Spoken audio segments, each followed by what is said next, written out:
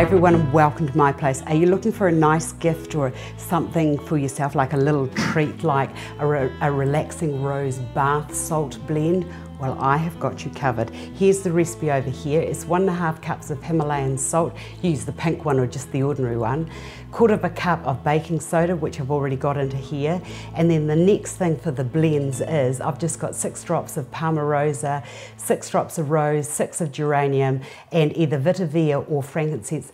The vetiver is all right, but I just found it was just a little bit sort of too strong, so I've actually used the frankincense and 1 or 2 drops of ylang, which I've already blended up here. Oh, and was I going to do that? No, I'm not going to do that. You can put, if you wanted to, some rosebuds into it, but I'll keep that for another day. So these just get poured, this essential oils just get poured into there, and then just give that a really good stir. And the oils in the blend, when they hit the bath, the fragrance is divine. And then it's just a matter of pouring.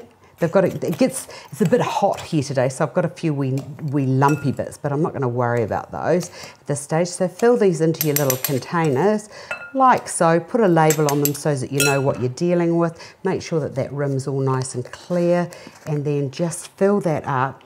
Oh, it is so delicious. So there you have nice little gifts, and I think that these are really great for the end of the year to give to teachers, or if you're doing a wee hamper up or going to see somebody that's entering into their new home.